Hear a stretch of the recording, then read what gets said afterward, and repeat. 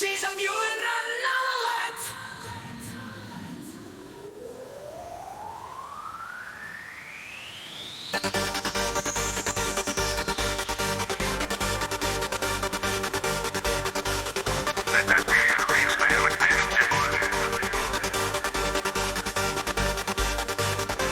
Nurmikolla aikaisin aamulla.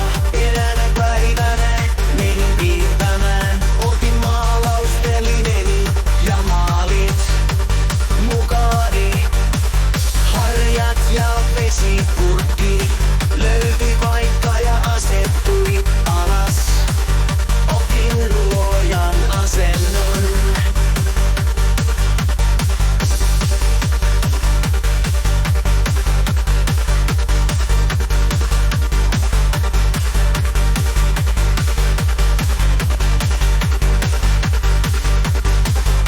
Ja sää oli selkeä ja kevyt tuuli puhalsi. Seison joen rannalla ja piirsin sen. Hän oli niin kaunis, en voinut katsoa pois. Ja se inspiroi minua jatkaa. Älä pysähdy puoliväliin. Ja sää oli selkeä ja kevyt tuuli puhalsi. Seison joen rannalla, piirsin hänet. Kädessäni oleva sivelin leikki pehmeästi valkoisella albumiarkilla. Aivoalauksia käytettiin, hänen kasvonsa saivat viehättävän ilmeen.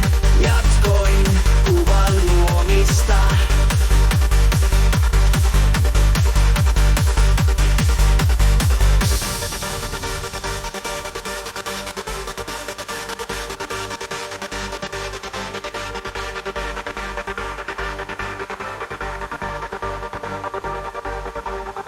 Hän oli niin kaunis, en voinut katsoa pois. Ja se inspiroi minua jatkaa.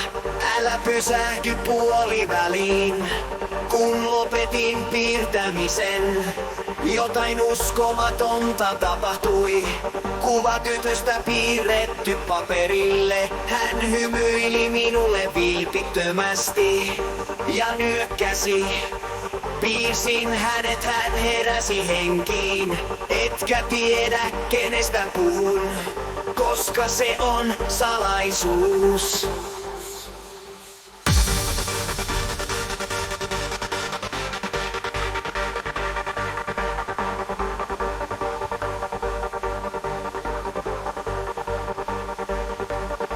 Hengitä. Rauhoittaminen. Halu elää. Nauti jokaisesta päivästä.